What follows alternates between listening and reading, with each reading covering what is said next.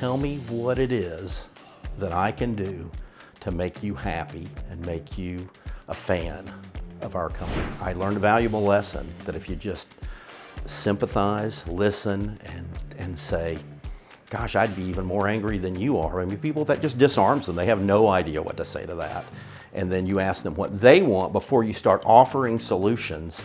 Just ask them what they want, that frequently they're going to ask for a lot less than you're willing to give them. Okay, let's just treat these people like they're our family.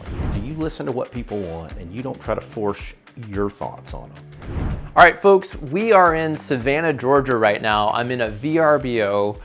Just finished a video shoot with my client Todd Brown from Southern Classic Landscape Management out of North Atlanta area. Todd, thanks for coming on the podcast. Tell us a little bit about your background. What do you do? Where are you from? Well, I'm from Metro Atlanta, born in Metro Atlanta. Not a lot of us native guys that stay there, but that's where I'm from, and our business is in Beaufort, Georgia. And we're a full-service landscape contractor, everything from design, build, patios, walls, drainage, planting, and we're a full-service maintenance contractor. Well, Todd, what are we doing right now? What did we just finish doing? Well, we just finished these video shoots, several videos for the website, and one that we will email to clients before our design meeting, and that's been a super easy process. So we call that a milestone video, the one that you emailed your client, because you got the milestones of your sales process from people contacting you, you call them, then you have this design meeting at their house. What are you hoping the video will do for you?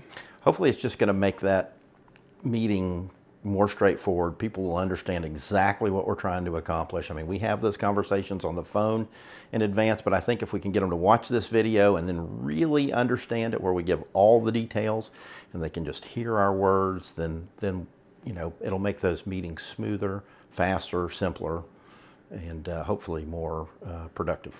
I think it will. And the chance of your competitor, if they're getting a second or third bid, having a video and having this thorough process that you're guiding them through is low. So I think it's going to increase your close rate from that design meeting to construction. Well, that's what we're hoping for. So anyways, I'm impressed that you did it. You slayed it on we used a teleprompter today and you just breezed through it. You did a great job. For real. Well, not my specialty, but I'm usually pretty good with people, but being in front of the camera has been a little different, but you made it as smooth and simple as possible. Well, it was fun, and we prepared, we had scripts, we reviewed the scripts, and you did a good job of practicing them. I mean, that's the main thing. I did. I practiced online with Rebecca as we tweaked the scripts, and then I practiced some on my own, just so I wanted to be ready. I didn't want to waste your time or mine. So Todd, we've been working together for nearly 5 years, and today I learned some fun stories from you. This just happens when you get together in person. I wanted you to tell me some stories. You had a job in Texas. Was it at a landscape company, or was it? It was. Okay, so when was this, and tell me what was your job there?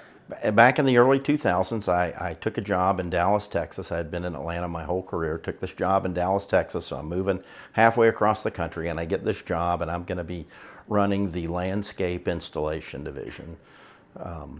And so when I get there, one of the first things they say is, okay, we got some unhappy situations, some customers that maybe aren't completely satisfied, and we need you to deal with those as they come up. So I mean, I'm there a week or so, and I get this first call. They said, okay, here's the guy.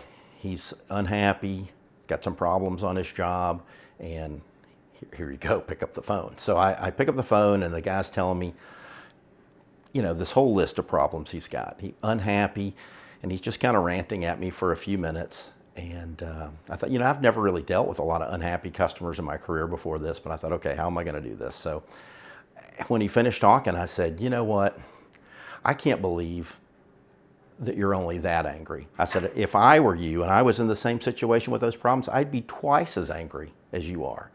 And he instantly just was like stumbling and stuttering. Oh, well, he didn't know what to say. Like, he thought that I was going to start being defensive and coming up with excuses, but I didn't. I just said, what is it? Tell me what it is that I can do to make you happy and make you a fan of our company. How can I solve this? And he gave me 2 or 3 things, and I said, you know what, I can make those happen for you this week. And he's like, well, okay, that's amazing.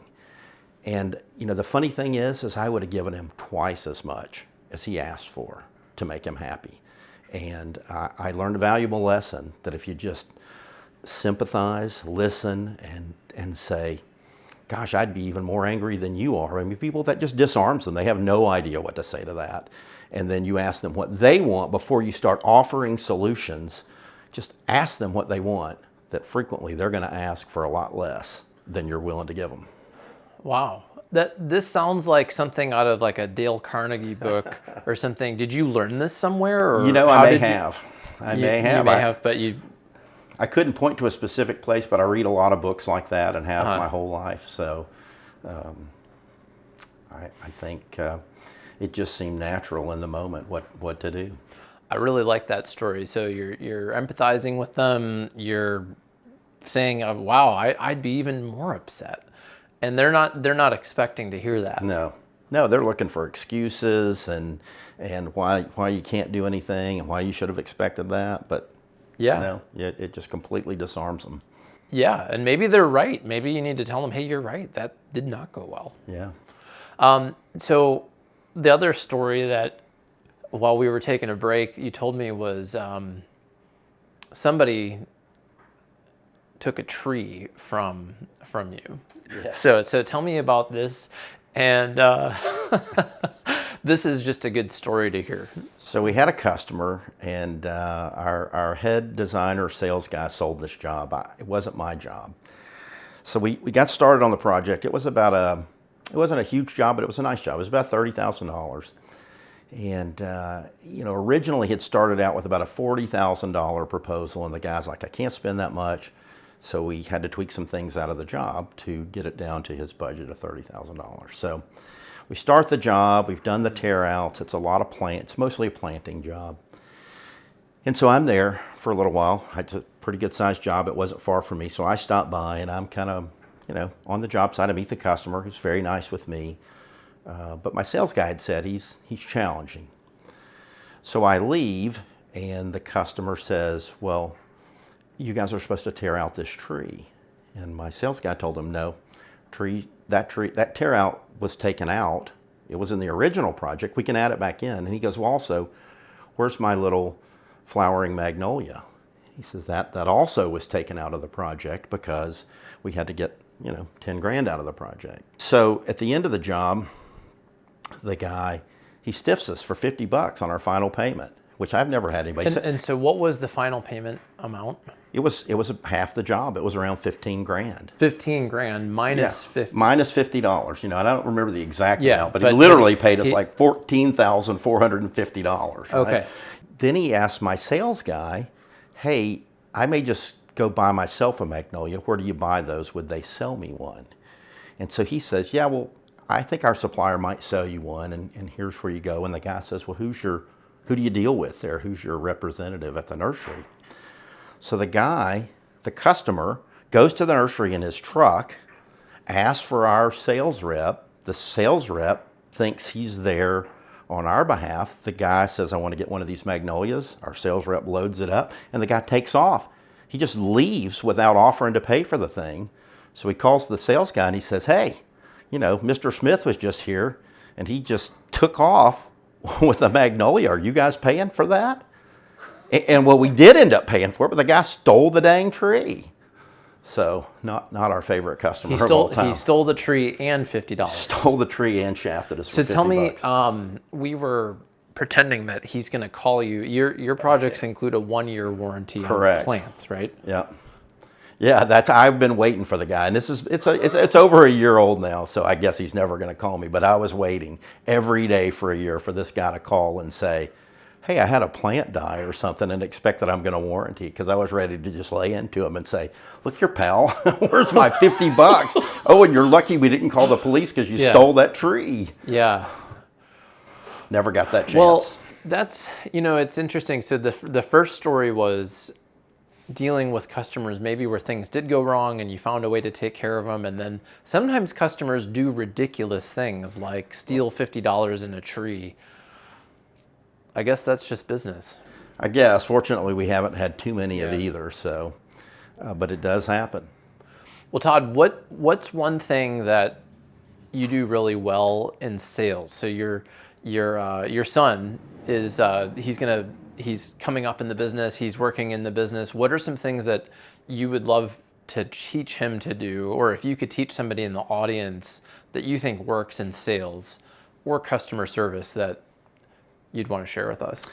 You know, I always think about sales guys, you know, and I think about like used car salesmen, you know, and they got on some plaid jacket, you know, kind of the WKRP in Cincinnati, the Herb Tarlett guy, you know, that kind of guy, right? And I don't want to be that guy. I don't even want to be a sales guy. So I just think, okay, let's just treat these people like they're our family. Like I'm talking to my mother or my grandmother or the neighbor that I've known. I try to just be comfortable and just try to be courteous and polite. And when people ask things, if people want to do something that's a bad idea, I just say, listen, I'm not trying to talk myself out of a sale, but I think that's a really bad idea, and here's why I wouldn't do that. You know, my grandmother told me, probably got the best piece of advice when I started in this business 39 years ago. And my grandmother said to me, she said, Todd, this whole landscaping and gardening thing, it's as opinionated as religion and politics. She said, so what you like and what I like and what a third person likes could be three very, very, very different things. Mm-hmm. She said, so you listen to what people want and you don't try to force your thoughts on them. If they want pink flowers, give them pink flowers. Don't try to say, but the red ones are prettier. Mm-hmm. You know, it's like that. It's like the, you know, you just listen to people, be nice, give them good advice, and, you know, try to be personable, try to build some rapport, try to learn a little bit about them. Are there legitimate things that you have in common? I mean, we just try to be nice guys. We call people back, we answer our phones, we return calls. If we miss calls, we text people back. I've been hearing in this business for 30 of those 39 years. I hear the same stories. We've called 5 people. You know, one guy came out. He didn't even ever give us a proposal. He said he was going to. You're here, and, you know, will you promise to give us a proposal? So we do. We try to turn these things around fast and just try to be nice. It's a lot of basic stuff. It really is. That really. Why is it so hard, though? I mean, I talk about this all the time, and I was sharing some frustrations in trying to hire a home remodeling company and having that experience of not getting a proposal or having people show up and never follow up. Why does it happen? Why is it the norm, do you think? You know, I can't answer that question because for me it's not. Right. But I've heard that same story thousands of times. I mean, really. Thousands of times. I called a lady the other day and I said, hey, I'm running about 5 minutes behind. I'm coming, but the traffic's worse than I thought it was going to be. And she goes, but you're really coming, right? I said, yes, I'm going to be there. And she goes, well, I had a guy last week who was supposed to be at a meeting at 3 o'clock in the afternoon. He showed up at 10 o'clock the next morning. And I'm like, what are you doing here? You stiffed me on the meeting. You didn't even call. Right. I said, I'm just calling you. I don't know. I mean, I don't know. That's just the way we were raised. We were just raised to be nice people. Did your family work in the landscape industry? They did not. What did they do?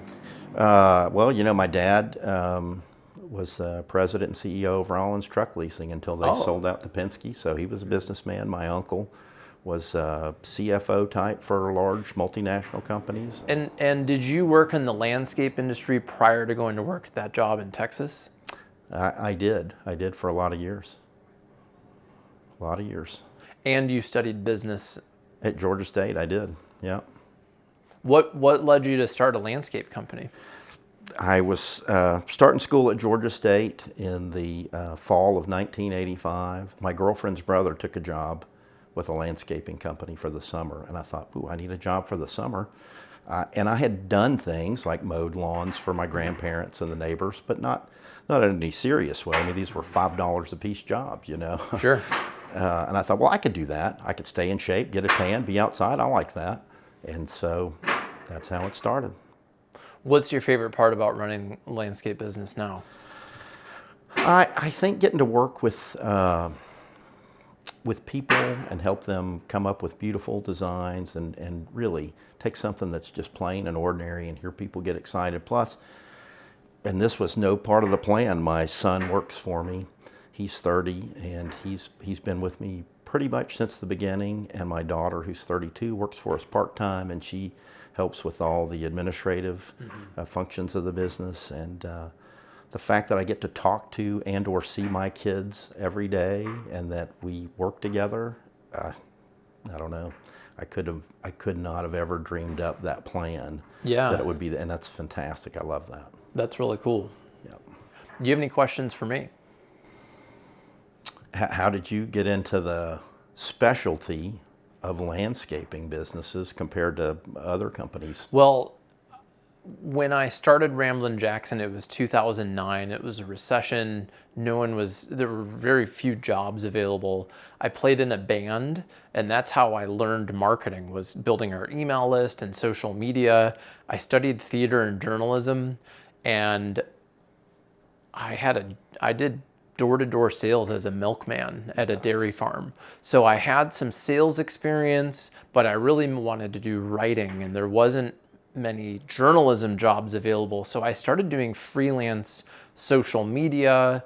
I started doing freelance copywriting for people's websites and started learning about SEO. I met somebody who taught me a lot, and I later acquired his company. So initially it was like, how do I pay rent next week? Kind of thing. And then I recognized this big opportunity in small businesses for marketing services and started growing and hiring freelancers and subcontractors. And I was a public speaker for Constant Contact, the email marketing company. And they had me go and speak at a garden center trade show, at a landscape and garden center show. And my job in end of high school and throughout college, I worked at Pesci's Flowers. It's a garden center and nursery in Illinois. And I just kind of grew up gardening with my mom and my grandmother. And I told that story on stage. I'm like, hey, I used to work at a garden center, and I found I could just talk with landscape professionals. And I got a garden center, an arborist, and a landscaper from that one talk. Oh, yeah. And then the next year I came back and I presented their results. And then I got even more clients, and I kind of kept doing that. And eventually it became 30 or 40% of my business. And when I had kids, I realized I needed to do something to scale my business and increase my income. And I hired a coach who's like, you need to niche down in something. And so I realized, I love working with landscapers. I actually appreciate what you guys do and learning about it. And you guys get great results from what I do. And the other 60% of my clients, it was okay results, but landscapers like, hey, we talked about your sales and marketing dashboard. If I help you sell a $50,000 project, it's really easy to measure me, right? Correct. Whereas when I had restaurant clients, like they have no idea what I did to influence, they're just taking care of customers. So it kind of just happened organically, but I love the landscape industry and I enjoy these stories. I love sales process.